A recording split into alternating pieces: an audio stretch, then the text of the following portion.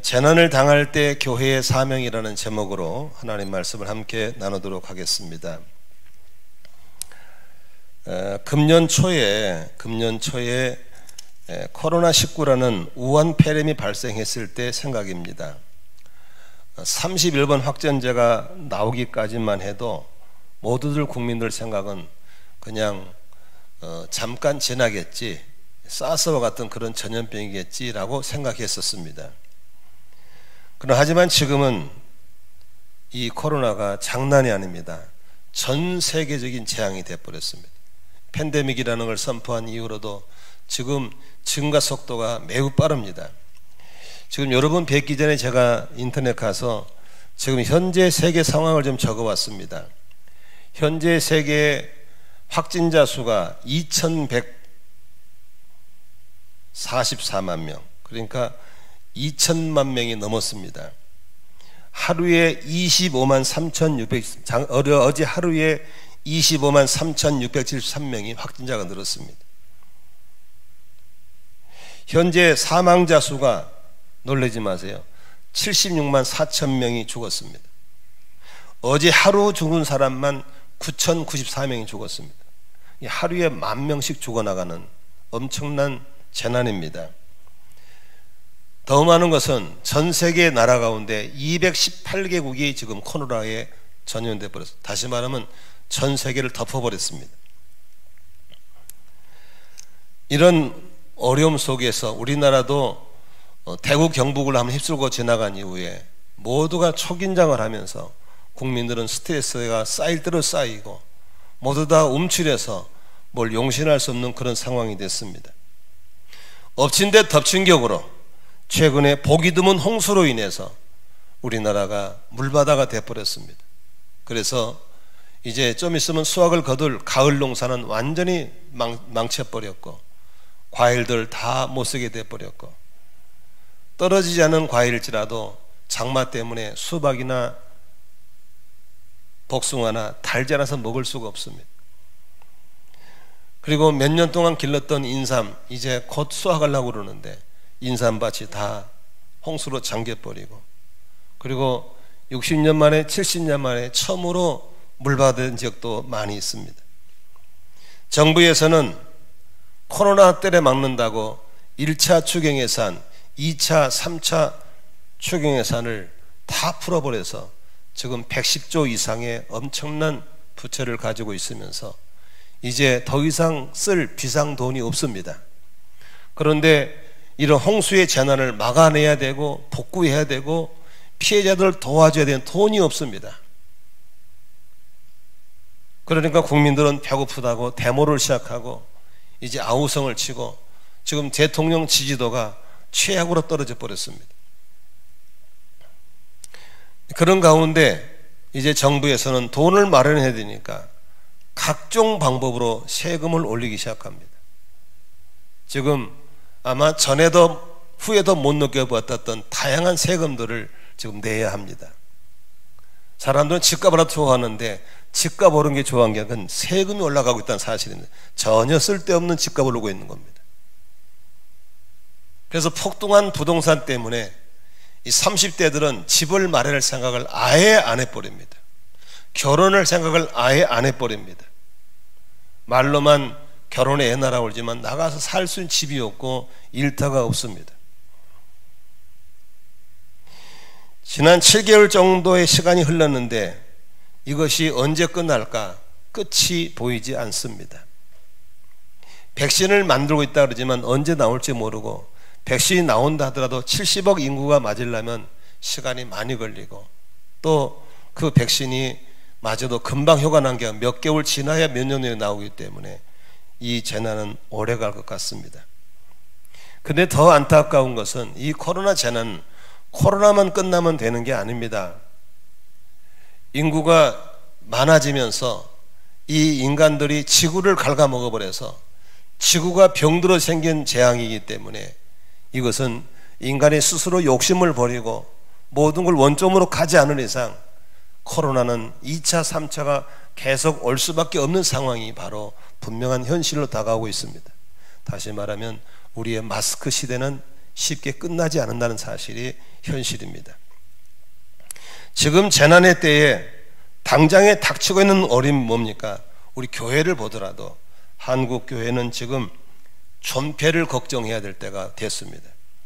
많은 농촌교회가 문을 닫고 있고 개척교회들은 더 이상 살아남을 수가 없어서 줄줄이 개척교회가 문을 닫고 있습니다.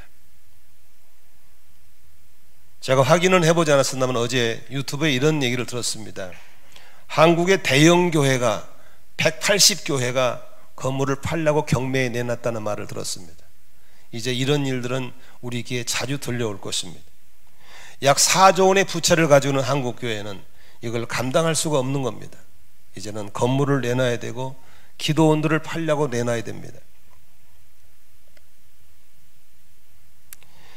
이제는 교회가 시대적인 사명을 감당하기보다는 존립을 걱정해야 되고, 성도들은 자기 신앙을 감당을 못해서 이리 입쓰려고 저리는 추풍 낙엽 같은 신앙인들이 얼마나 많은지 모릅니다.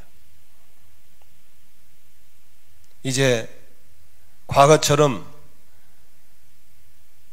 층층이 여러 가지 겹치기로 성도를 보호할 수 있는 시스템이 없습니다. 왜냐하면 코로나 때문에 성도들 집을 방문할 수도 없고 모일 수도 없습니다. 성도를 스스로 강해져야 되고 어떤 상황에도 살아남아서 우리가 천국까지 가야 된다는 강한 용사만이 살아남을 수 있는 시대가 됐다고 하는 것입니다. 누가 여러분들의 신앙을 신겨줄 사람도 없습니다. 누가 교회를 지켜줄 사람도 없습니다. 3, 4주만 예배를 안 나와보면 벌써 알 수 있습니다. 교회를 한 달만 안 나와버리면요, 교회 가기 싫어지고 예배드리기 싫어지고 세상길로 그냥 휩쓸려 가버립니다. 그런 가운데 사탄의 활동은 갈수록 극성을 피워서 이제 사탄은 잔인한 방법으로 성도를 넘어뜨리고 주의 종을 쓰러뜨려 가고 있습니다. 어제 여기 가까운 지역에, 우리 안산은 아닙니다만은 한 2,000명 정도 모이는 교회의 담임 목사가 제 주 안에서 믿음의 아우로 있는데, 그 친구가 저한테 그런 얘기를 해요. 형님, 저는 지금 온라인 교구를 하나 만들려고 합니다. 여러분, 온라인 교구란 말 들어보셨어요? 1교구, 2교구, 3교구 등 온라인 교구는 처음 들어보셨죠? 그게 무슨 소리냐 그랬더니,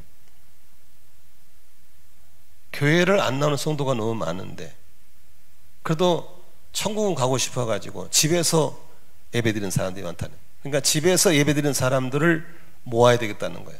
그래서 온라인 교구를 컴퓨터 한 대 가지고 이제 온라인으로 설교하고 온라인으로 성 공부하고 온라인으로 상담하고 온라인으로 헌금하고 이런 걸 하겠다는 겁니다. 정말 코로나 시대가 가져온 전혀 생뚱맞은 일들이 진행되고 있는 겁니다.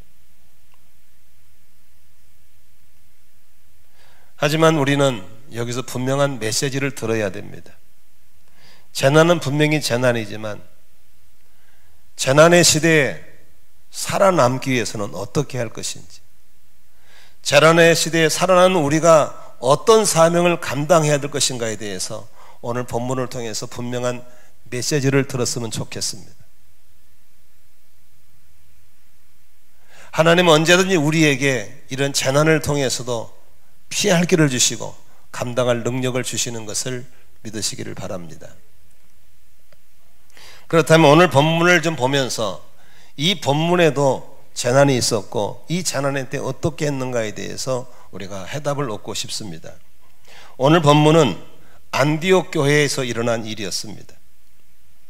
이 재난의 때에 어떻게 할 것인가에 대한 메시지는, 첫 번째 메시지는 성령님의 사랑이 되라는 겁니다.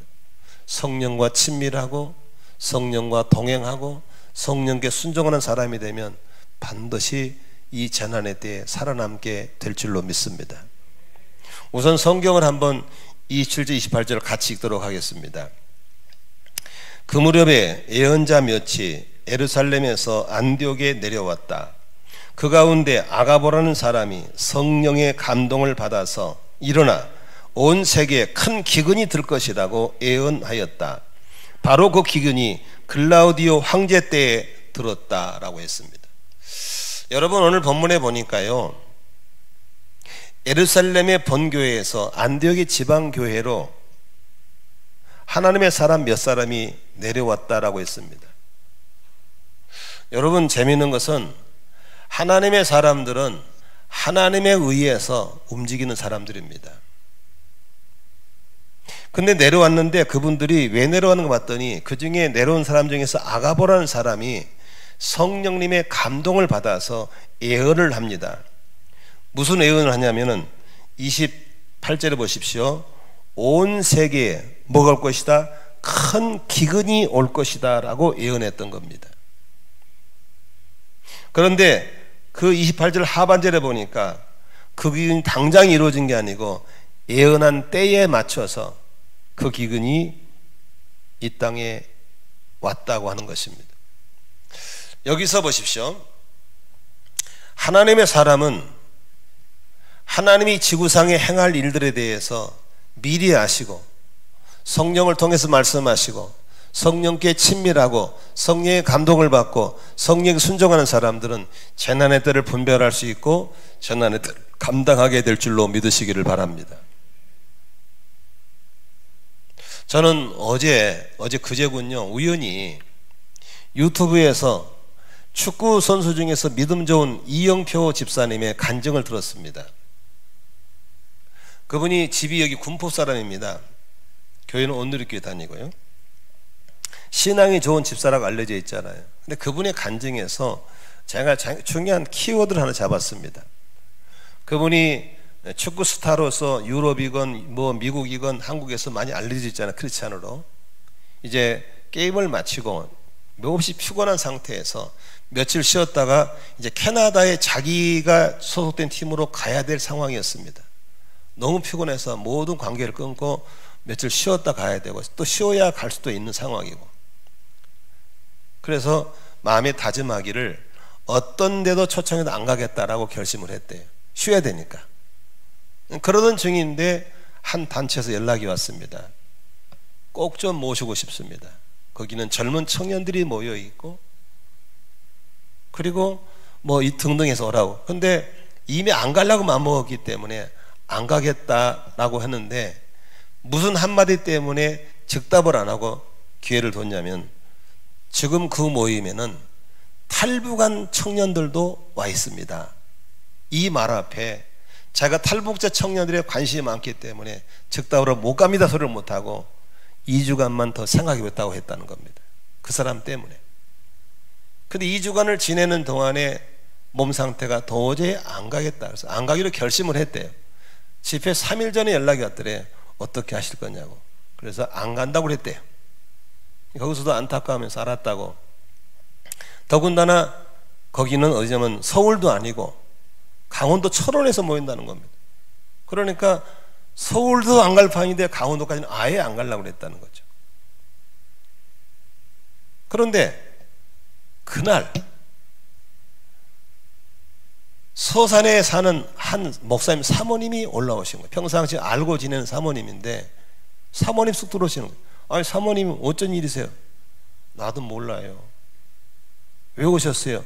왜 온지 모르겠어요. 그런데 아침에 새벽기도 하는데 하나님이 자꾸 이영구 집사님 집을 가보고 싶은 마음을 주더라는 거예요. 자꾸 가려는 마음을 주셔서 그냥 순종 왔다는 거예요. 왜 하는지 모르겠다는, 그냥 차 한 잔 먹고 오겠다고 오시라고. 그래서 차 한 잔 마시면서 대화 중에 집사님 요즘에도 탈북 청년들을 관심을 갖고 계세요? 묻는 말에 그때 정확하게 성령이 탁 매치가 오더래요. 탈북 청년들, 그들이 기다리고 있구나. 그래서 바로 전화했대요. 집행지에 가겠다고. 그래서 집회 시작 이틀 전에 가겠다 연락을 하고 강원도 철원까지 간 거예요. 가니까 몇백 명의 사람들이 모여서 이제 이영집사의 강연을 듣는데, 이 간증 집회가 아니기 때문에 뭐 재밌고 밝고 그런 얘기를 했다는 거예요. 그런데 앞에 한 자매가 강연을 시작할 때부터 계속 울고 있더래요. 울쩍울쩍. 아니 간증집회 같으면 뭐 이렇게 감동이 되겠지만 강연인데 울 일이 아닌데 울고 있는 계속. 그래서 강연을 끝나고 그 자매를 만났다는 겁니다. 만나서 왜 울으냐 그랬더니 그 자매 말이 기가 막힌 거예요. 탈북한 자매인데 자꾸 믿으라고 그러는데 안 믿어지는 거야. 근데 자기가 축구를 좋아하는데 축구 스타 가운데 이영표를 만나고 싶었는데 하나님 6개월 이내에 내가 이영표를 만나게 해주면 내가 믿겠다고. 6개월이 다 가도 이영표가 안 나타나는 거야. 근데 이 모임에 오면 이영표가 올지도 모른다는 말을 듣고 왔는데 아니나 다를까 안 오기로 했다는 소리 듣고 낙심하고 이제는 안 믿기로 결정했는데 이틀 남겨놓고 그분이 온다는 거예요. 실제로 그분이 나타나서 서임해 보니까 하나님이 나를 사랑하셨구나, 나를 버리지 않았구나. 그러니까 막 계속 울은 거야, 계속. 그래서 이영주사 그분이 그런 말이에요. 하나님은 많은 사람 1000명, 10,000명도 중요하지만 그 중에 한 사람을 위해서 오늘 서집사님의 간증 한 사람을 통해 누군가는 역사가 일어나는 겁니다. 나는 오늘도 이 설교가 여러 성도들 가운데 영상을 통해 누구에게 한 사람에게는 꽂히는 설교가 될 줄로 믿습니다. 그러니까 생각해보세요. 하나님의 사람이 움직이는 것은 그냥 움직이는 게 아니에요. 서산 사모님이 뭘 하고 서산서 서울까지 올라왔냐고. 오면서 사모님이 내가 왜 가야 되지? 왜 가야 모르고 왔다는 거야. 주님이 가라 그러니까. 하나님의 사람들이 몇 사람이 모여서 예루살렘에서 안디옥에 내려오고 거기서 예언한 것은 누구였습니까? 하나님의 사람을 움직이고 하나님 사람이 입을 여는 건 다 하나님이 당신의 백성들에게 사명을 주고 감당케 하시려는 뜻이 있는 걸 믿으시기를 바랍니다. 그러므로 재난의 때에 안 실려가고 안 죽고 살아남기 위해서는 우리는 성령의 사람이 돼야 될 줄로 믿습니다. 성령이 민감해야 됩니다. 성령께 순종해야 되는 겁니다.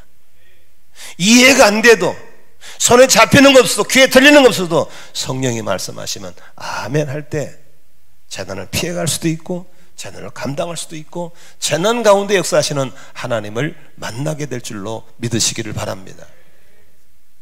요새 코로나를 만나고 나니까 저한테 자꾸 사람들이 목사님한테 궁금한 게 있대. 어떻게 그렇게 신통방통하냐고. 나 신통방통 안 한다고 그러니까 신통방통하대. 뭐가 신통방통하니까 어떻게 그 많은 빚을 없애버렸냐는 거야. 나도 잘 모르겠어요. 이 장로들 계시지만 6년 전에 말이죠. 기도만 하면 자꾸 하나님께서 부채를 떨어버리라는 마음을 주시는 거예요.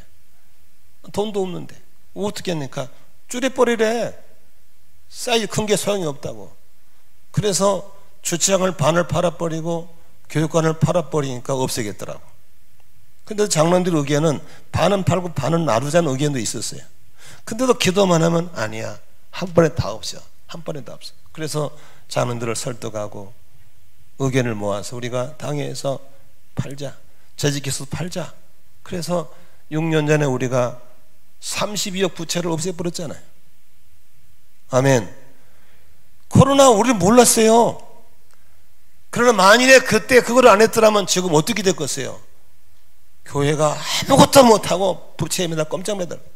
그러나 그걸 정리해버렸기 때문에 얼마나 좋은지 모르겠어요. 할렐루야. 마음껏 주를 예배할 수 있고 교회의 본질에 충실할 수 있고. 9년 전의 얘기입니다. 9년 전에 자꾸 하나님께서 나에게 이 제도로는 안 된다, 이대로는 안 된다, 지금처럼 교구장 세워가지고 신방 다니게 하고 이 일이 안 된다, 이제 평신도가 사야 된다, 평신도가 목해야 된다, 자꾸 그런 마음을 주셔서 가정교회를 끼웃거리다가 가정교회를 받아들였잖아요. 이제 성도님들이 예수의 피값 산 영혼들을 자기의 가족으로, 영적인 가족으로 모시고 그들을 돌보는 이 목장 제도, 가정교회가 들어온 다음부터는 얼마나 좋은지 몰라. 지금 옛날 방식으로 말이죠, 교구장들 쫙 세워놓고 1교구, 2교구, 3교구로 맨날 신방 다니게 하고 아무것도 못해요. 그런다고 나가랄 수도 없고 종일 교구장만 앉아가 눈치나 보고 앉아있고 이런 지옥이 어디 있습니까? 하나님이 미리서 성령의 감동을 주시고 순종하니까 피할 길을 주시고 재난의 때를 이기게 하신 걸 믿으시기를 바랍니다. 아멘. 얼마 전에도 오산의 침례교회 목사님이 그래요. 형님, 제가 신의 한수가 뭐야? 그 복지 사역을 크게 하는데, 어떤 복지관 사역을 하는데 자꾸 기도만 하면 하나님이 팔아보라고 그래요. 아니, 감당을 해서 팔으라고. 그래서 팔려고 딱 맘먹고 재직회 통과하고 부동산에 놨더니 금방 팔려버리더래. 13억에. 그래서 팔아버렸대. 그리고 몇 달 지나니까 코로나 빵 터진 거예요. 그걸 갖고 있더라면 그게 짐이 돼가지고 큰일 나버렸다는 거예요. 하나님의 사람들이 움직이고 하나님이 찾아와서 감동을 줄 때는 민감하게 반응하시고 또 묻고 들으시면서 우리가 성령으로 살아갈 때, 성령과 친밀할 때 시대를 분별하고 시대를 감당해내시는 그 하나님께서 우리를 통해서 넉넉하게 이기게 하실 걸 믿으시기를 바랍니다. 여러분, 바로 왕에게 7년 풍년을 말씀하시고 7년 흉년을 말씀하실 때 아무도 못 알아들었지만 하나님의 영에 감동받은 요셉만 알아듣고 풍년을 그냥 멀어지지 않고 준비했고 흉년을 감당케 하신 걸 믿으시기를 바랍니다. 그러므로 성령님은 보혜사이신 걸 믿으시면 아멘 하십시다. 보혜사는 우리를 도와주러 오신 분이에요. 우리를 위로하시는 분이에요. 격려해 주실 거예요. 그러므로 성령과 친밀하고 성령 인도를 따라 순종하면 어떤 재난의 때도 이겨낼 수 있고 피할 길도 있고 감당하게 될 줄로 믿으시기를 바랍니다. 나는 그 서산 사모님 참 훌륭하다 생각해요. 사모님들 좀 바빠요. 근데 서산 서울까지 얼마나 멀어요. 자꾸 가라니까 오는 거예요. 오면서 내가 왜 이영구 집사님이 사모님 웬일이세요? 난 몰라, 그냥 왔어. 그 거리가 뭔데 몰라, 자꾸 기도니 가라고 그래. 이렇게 되는 거예요. 여기 이 사람들이 예루살렘 내려올 때 하나님이 이렇게 아니요, 그냥 가라니까 내려오는 거예요. 내려와서 같이 교제하는 가운데 성령이 임하셔서 감동을 통해서 큰 기근이 오고 있다. 할렐루야. 여러분, 오늘도 지금 이런 재난의 때에 성도의 사업장, 일터, 청년들의 진로 결정 삭막한 상황 속에서 두려워하지 마세요.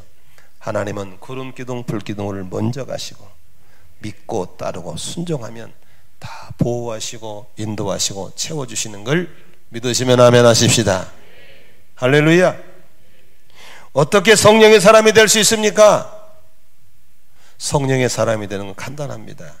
늘 회개하셔야 됩니다. 성령님은 거룩한 영이기 때문에 죄 짓고 덮어두면 싫어하십니다. 자그마한 죄라도 마음에 걸림이 있으면 길 가다가도 회개하시고 용서를 구하시고 예수의 피로 씻고 정결한 신명을 할 때 성령이 늘 통행할 줄로 믿습니다. 성령님은 늘 감사한 사람을 좋아합니다. 은혜를 아무리 베풀어도 감사하지 못하고 투정한 사람들을 안 좋아합니다. 감사하셔야 돼요. 저는 한 달 전부터 감사할 기를 쓰게 됐습니다. 그래서 하루 전에 자기 전에 반드시 그 밴드에다가 내가 오늘 있었던 일 중에서 감사한 일, 보람이 있었던 일, 기뻤던 일을 쫙 씁니다. 또 내일 할 일을 미리 다 점검해 씁니다. 그리고 그걸 밴드에 올리면 그 동호회 우리 목사님들이 막 서로 격려해 줍니다. 그리고 그걸 그대로 찍어다가 우리 가족 단톡방에 올려놓습니다. 올리는 이유는 있습니다. 우리 아들도 그렇게 하라고, 아들도 그렇게 하라고, 딸도 그렇게 하라고. 그래서 가족들끼리 또 우리 아내는 오늘 금년에 오늘 이렇게 좋은 일이 있었구나, 우리 아들은 딸은 이런 게 있었구나를 보면서 가족이 늘 감사하는 가족. 그러다 보니까 성령과 더 친밀할 수밖에 없는 거예요. 여러분, 이런 때 자꾸 불평하고 짜증하고 하지 마시고 감사하시고 회개하고 성령님 인정하시길 바랍니다. 성령 은혜를 구하시길 바랍니다. 반드시 하나님이 우리를 피하게 하시고 감당케 하시고 열어주시고 보호할 줄로 믿으시기를 바랍니다. 두 번째로 우리가 해야 될 일이 있습니다. 그것은 이 재난의 때가 어떤 때를 알아야 됩니다. 재난의 때는 바로 말세입니다. 지금이 왜 말세인 줄 아시죠?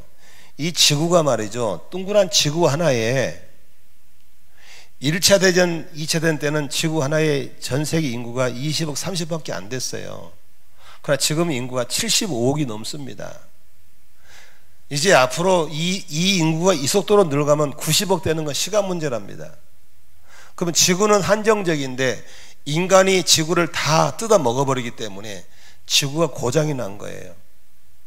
지구가 고장이 나가 생긴 게 코로나거든요. 북극이 녹아내리고 남극이 녹아내리고 동물들이 밀리고 밀려가지고 동물들이 더 이상 밀릴 데가 없는 거예요 이제. 그러니까 이제 동물들이 역습을 해온 거예요. 지구가 반란을 일으킨 거예요. 그렇게 해서 이상기온 현상이 나타나 버리고 북극 남극 얼음이 녹아내리니까 바닷물이 올라가기 시작하고 수면이 온도가 높아지니까 이상한 비가 쏟아져 버리고 막 추워져 버리고 이 재난이 이제 시작이에요. 그래서 이러는 재난의 시작 때를 뭐라고 그래요?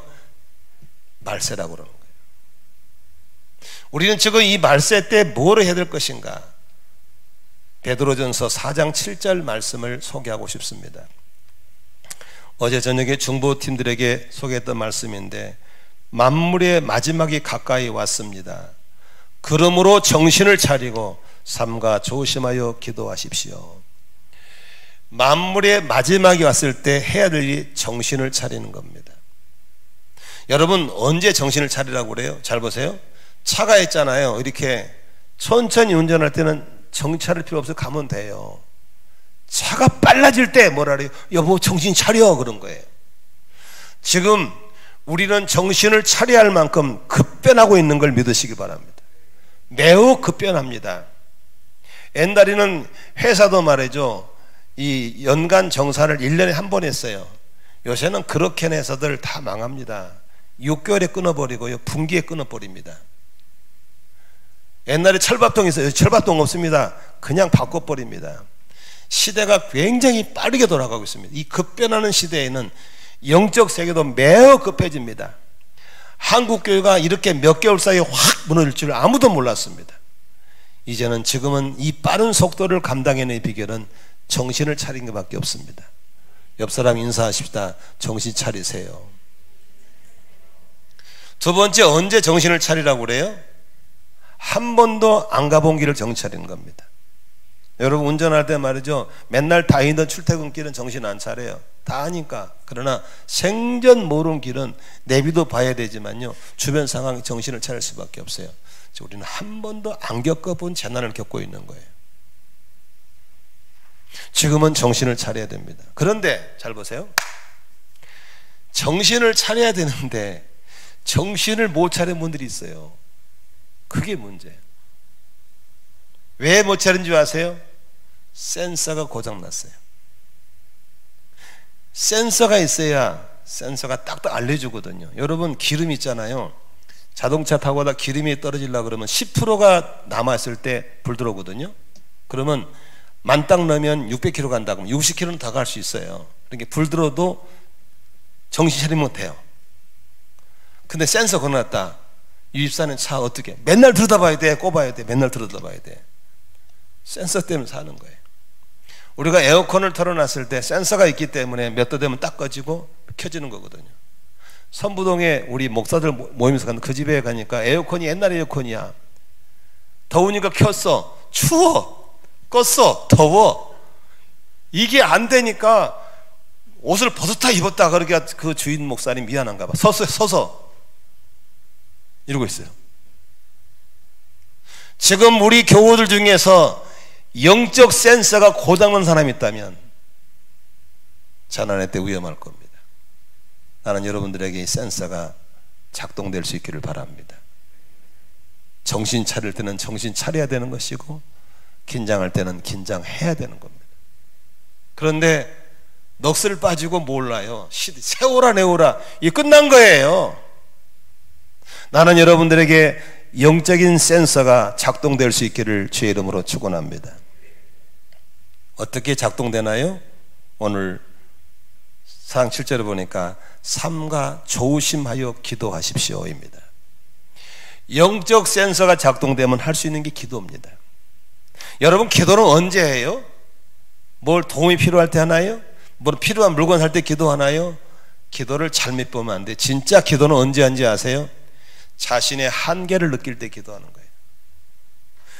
더 이상 어떻게 할 수 없을 때 신의 도움을 필요한 거예요.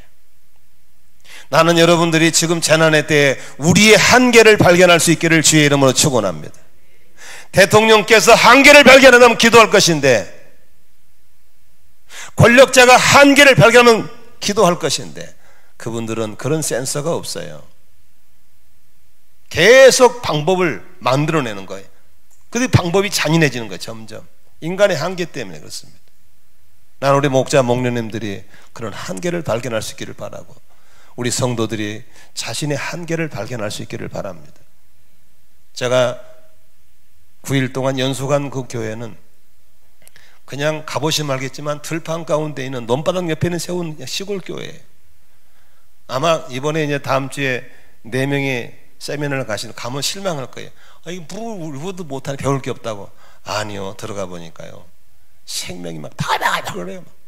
39개 목장이 완전히 초대교회처럼 움직여요. 뭐가 움직일까요? 센서가 작동된 거예요.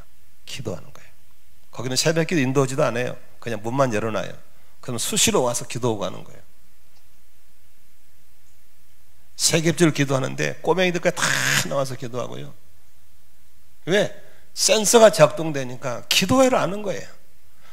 센서가 고장나면 죽어가도 모르는 거예요. 그냥 몰라. 정신을 안 차리고 있어. 왜? 작동이 안 돼요. 오늘 설교, 한 사람의 설교를 했죠. 오늘 고장난 센서가 작동될 수 있기를 주의 이름으로 축원합니다. 지금 정신 차려야 돼요. 매우 빨리 돕니다. 매우. 그리고 전혀 안 가본 길을 가고 있는 겁니다. 지금은 눈 풀려가지고 해롱원에 그러면 다 죽습니다. 안 보일 겁니다. 그러나 센서가 작동돼 정신을 차리고 기도하기 시작하면 하나님은 반드시 위에서 주신 기회를 만들어서 여러분들에게 새롭게 쓰실 줄로 믿으시기를 바랍니다. 교회를 세운 이유가 뭡니까? 기도라고 세운 겁니다. 교회를 세운 이유가 뭡니까? 만민이 기도하는 집단이라고 세운 겁니다. 그런데 교회 건물이 팔려나가고 있어요. 경매나오고 있어요. 왜? 기도하지 않기 때문에. 전국에 세운 기도원이 가장 골치 아픈 건물 됐어요. 왜? 기도하지 않으니까, 찾아오지 않으니까. 여기 소원에 유명한 큰 기도원이 있습니다. 거기도 지금 들린 말이 하면 그냥 줄 테니까 다 가져가래요. 그냥 줄 테니까. 너무 안타깝습니다. 이제는 산에서건 집에서건 교회당에서건 끊임없이 기도하시기를 바랍니다. 여러분, 우리 교회 한번 아침에도 한번 와보시고 토요일 한번 와보세요. 곳곳에서 기도새 터집니다. 특히 토요일날 청년들 막 방언 기도하고 막 열심히 기도합니다. 나는 그걸 때마다 전애들 이제 센서가 작동되고 있구나. 성도들이 기도할 때마다 저분에게는 센서가 작동되고 있구나. 여전히 누워 계시면 아이고 저분 위험하구나. 이 재난에 실려 나갈 일이 얼마나 안 남았구나. 금방 알 수 있습니다. 나는 이 재난의 때에, 이 마지막 때에 정신을 차리고 기도하기를 주의 이름으로 축원합니다. 다니엘은 왕의 명령이라면서 한 달 동안 기도하지 말라고 했지만 그는 죽이려는 음모를 무릅쓰고 예루살렘 창문을 열고 기도했습니다. 하나님께 기도하는 것은 국가도 대통령도 막을 수가 없습니다. 기도해야 될 줄로 믿습니다. 단 3가지는 조심해야 됩니다. 밀집 지역 가면 안 됩니다. 밀폐된 곳 가면 안 됩니다. 모르는 사람에게 밀접한 관계 가는 건 위험한 겁니다. 얼마든지 우리는 시설 좋지 않습니까? 넓은 성전에 곳곳에 물려냈으니까 곳곳에 앉으셔서 기도하시고, 출근하다가 기도하시고 퇴근하다가 기도하시면 좋겠어요. 아멘. 그래서 우리 교회 성도들 모두가 다 남녀는 불구하고 영적 센서가 작동되어서 시대를 분별하고 늘 기도하는 역사가 있기를 주의 이름으로 축원합니다. 마지막으로 재난을 당할 때 우리가 할 일이 뭡니까? 그것은 바로 하나님의 사랑의 손길을 펴는 겁니다. 29절을 같이 한번 읽겠습니다. 시작. 그래서 제자들은 각각 자기 형편에 따라 몫을 정하여 유대에 사는 사람 신도들에게 구제금을 보내기로 결정하였다라고 했습니다. 그렇습니다. 교회의 기능은 모이는 기능과 흩어지는 기능 양 두 가지가 있습니다. 그동안에 한국 우리 교회를 비롯해서 세계 교회는 2000년 동안에 교회에 모이는 기능에 힘썼습니다. 그래서 모이기 위해서 땅을 사야 되고 모이기 위해서 집을 지어야 되고 쾌적한 가운데 모이려고 시설을 투자하고 그렇게 했었습니다. 그러나 하나님이 이제 그걸 허락하지 않는 겁니다. 모이지 못하게 만들어버리고 오히려 국가가 모이지 못하게 방해하고 나오고 있는 겁니다. 모임은 위험하게 만들어버린 겁니다. 이럴 때 우리는 어떻게 됩니까? 교회의 또 하나의 기능인 흩어지는 기능으로 가야 됩니다.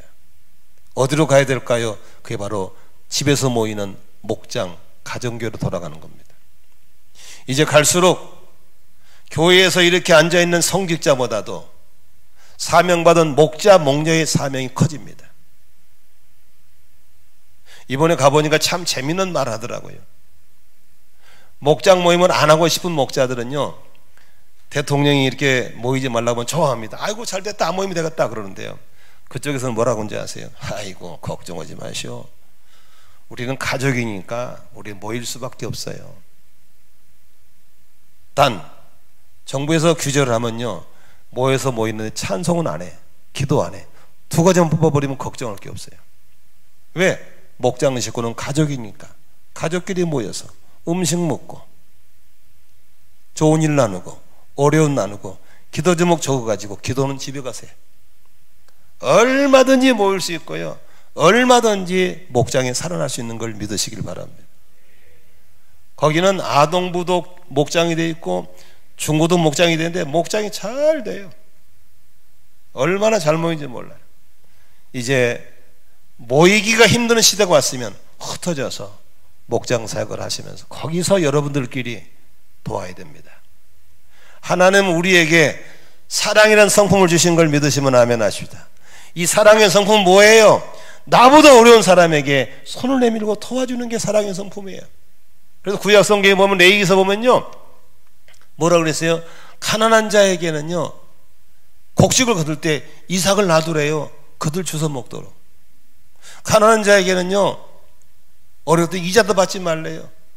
가난한 자에게는 옷도 거두지 말래요. 왜? 하나님께 그렇게 가난한 자를 향한 애틋한 마음이 있는 걸 믿으시기를 바랍니다. 그러므로 목장에 모여서 우리끼리만 먹고지 말고 모여서 끊임없이 향하게 됩니다. 누가 어려움 당하고 있는가? 누구에게 나눠줘야 될 것인가? 그래서 내 것을 내 것이라 하지 말고 그걸 나눠 가지는 아름다운, 이게 흩어지는 교회의 기능인 걸 믿으시길 바랍니다. 옥교회 사역팀에게 권면했습니다. 그저 두 달에 한 번씩 도마다 복숭 걷다 나눠준 것을 위로받지 말아라. 이제 이것이 커서 우리 교회 5km 이내에 가난한 자를 돌보고 소외된 자를 돌보고 그리고 학생들을 길러내고 병들은 고쳐주는 예수님의 4대작을 펼치는 그런 사역이 돼야 될 줄로 믿습니다. 나는 우리 성도들의 사업장도 마찬가지입니다. 잘 먹고 잘 살고 짓넓히는 것이 아니라 나를 통해서 선한 영향력이 흘러가는 하나님의 사랑의 통로로 쓰임받는 그런 사업장이 될 수 있기를 축복하는 것입니다. 아멘. 우리 한국교회는 그동안에 나라가 어려울 때마다 앞장서서 일해왔습니다. 태안에 기름유수 사고 났을 때 전 세계가 태안 쪽의 바다는 다 끝났다고 포기했었습니다. 그러나 우리 국민들은 포기하지 않고 전부 가서 손으로 자갈 돌 하나하나씩 기름을 다 닦아냈습니다. 태안 가보세요. 이번에 이제 화요일날 우리 학생들 가는데 얼마나 깨끗한지 몰라요. 누가 했어요? 우리 국민들이 했어요. 그 중에 67%가 기독교인인 걸 믿으시기 바랍니다. 불교, 천주교 12%, 13%대 끝냈습니다. 세월호 사건 났을 때도 모두 다 울고불고 뛰고 있을 때 정치인들은 걸 전략도 이용했지만 우리 기독교인들은 말없이 오른손이 일을 왼손이 모르게 하면서 그렇게 선한 일에 힘썼던 걸 볼 수 있습니다. 이번에 대구 경북 사건 때도 마찬가지입니다. 나라가 도시가 완전히 공포의 도시 됐을 때 어떤 교회는 마스크를 만들어서 마스크를 사서 거가 선신하고 많은 의사 간호사 뛰어간 것도 대부분 기독교인들이었습니다. 왜 그럴까요? 하나님은 우리 속에 사랑이라는 성품을 심어주시고 가난하고 어려운 자에게 손을 내밀 수밖에 없는 그런 복된 성품을 주신 걸 믿으시기를 바랍니다. 그러므로 홍수의 재난, 코로나의 재난이 왔다 할지라도 우리가 모여서 위로하는 것이라 흩어져서 목장 모임하면서 우리가 그들을 돕고 손을 내미는 그런 선한 통로가 될 때 하나님 우리를 더 크게 귀하게 쓰실 줄로 믿으시기를 바랍니다. 누가복음 10장에 보면은 사마리아인 비유가 나오죠. 예루살렘에서 여리고로 내려가는 길에 한 사람이 강도를 만났어요. 그런데 제사장이 지나가다 보니까 피투성이 사는 그를 보고 그냥 지나쳐 버린 거예요. 왜? 지금 예배 인도로 가야 된다는 시간 돼서 예배 인도로 간다는 거예요. 그래서 못 돌보겠다는 거예요. 지나보니까 레인이 지나가다 보니까 한 사람의 강도만에 피 흘리고 있는 거예요. 그냥 지나가는 거예요. 왜? 자기는 율법을 철저히 지켜야 되는데 이런 이방 사람을 만질 수가 없다는 거예요. 그런데 사마리아 사람이 지나가다 보니까 너무 불쌍한 거야. 이들 하면 죽을 것 같아. 내려서 자기 어수져 가지고 피를 지혈시키고 자기 낙에 사람을 태우고 가까운 병원으로 입원시켜 놓고 치료를 부탁하고 혹시 비용이 더 들면 내가 출장 갔다 오는 게 다 갚겠다고 하면서 찰프다고 왔어요. 그때 예수님 말씀하셨어요. 누가 강도 많은 사람이 이웃이시냐? 예배 때문에 도망간 사람? 율법을 지킨다고 거절한 사람? 아니야. 우리에게 심어진 사랑의 성품을 절제하지 못하고 그 사랑으로 이 사람을 아무 조건 없이 치료하고 돌봐준 이분이 진정한 이웃이야. 그러면서 예수님께서 뭐라고 말씀하신지 아세요? 유대인인 예수님이 가장 천한 신분을 가진 그 사마리아 사람을 칭찬하시면서 그의 모든 선행을 받아주신 걸 믿으시길 바랍니다. 여러분 집에 가면 찾아보세요. 히브리서 13장 16절입니다. 1316 이런 구절입니다. 선을 행함과 가진 것을 나눠주기를 소홀히 하지 마십시오. 하나님께서는 이런 제사를 기뻐하십니다. 이렇게 모여서 찬송하고 헌금하고 건 이 제사로 끝나는 게 아니고 흩어져서 가난한 이웃들에게 가진 걸 나눠주고 사랑을 실천하는 이 선한 것, 이것이 하나님이 기뻐하는 또 다른 제사라고 말씀하는 걸 믿으시기를 바랍니다. 사랑하는 성도 여러분, 우리의 신앙 체질을 바꿔야 됩니다. 이렇게 모여서 이것이 우리의 전부가 아니라고 하는 것입니다. 흩어져서 집에서 모이는 교회, 목자, 목녀를 중심으로 영적인 가족을 돼서 가시고 거기서 우리가 서로 선을 행하고 나눠주기를 힘쓰고 어차피 가지고 있는 건 썩을 거 아닙니까? 썩어서 버리느니 나누어서 공급할 수 있기를 바랍니다. 아멘이시죠? 나는 우리 성도들 속에서 그렇게 축복의 통로로 쓰임받는 사업장이 많이 나왔으면 좋겠어요. 할렐루야. 그런 건강한 목장들이 많이 생겼으면 좋겠어요. 말씀을 정리하고 마치겠습니다. 여러분 지금은 고난의 때입니다. 재난의 때입니다. 그러나 한 가지 잊지 마세요. 고난은 변장된 축복인 걸 믿으시길 바랍니다. 로마서에서도 말씀하시죠. 환난은 인내와 연단을 통해서 소망을 이룬다고 말씀하셨습니다. 재난을 이기면 반드시 더 좋은 축복이 올 줄로 믿습니다. 우리의 경제가 침체되면 걱정하지 마세요. 이걸 잘 이기면 우리 경제는 더 튼튼해질 것이고 더 좋은 의료 체계가 나올 것이고 더 좋은 역사가 일어날 줄로 믿습니다. 우리 국민들은 더 성숙한 민족이 되어서 열방에 영향을 주는 축복된 나라가 될 줄로 믿습니다. 재난을 통해서 성령을 의지하고 영적 센서가 발동이 되고 기도하는 성도들은 모두 다 알곡신앙이 되어서 마지막 때 멋있게 쓰임받는 성도들로 다 일어날 줄로 믿습니다. 우리 교회가 어떤 교회가 돼야 됩니까? 그저 그렇고 그런 교회가 아닙니다. 우리는 성령에 민감한 교회, 영적 센서 작동되어서 기도하는 교회, 가진 가지고 이웃들에게 나눠서 축복의 통로가 되는 그런 교회가 바로 지금 우리에게 요구하는 것을 믿으시길 바랍니다. 오늘 말씀 들은 것처럼 사랑하는 성도 여러분 한 분 한 분이 이 재난의 때 반드시 살아남기를 주의 이름으로 축원합니다. 성령의 사람이 되십시오. 영적 센서가 작동되어서 이제 기도줄을 잡으시기를 바랍니다. 그리고 가진 것을 흘러내보는 축복의 통로가 되셔서 하나님의 기쁨이 다 되시기를 주의 이름으로 축원합니다. 축원합니다. 기도하겠습니다.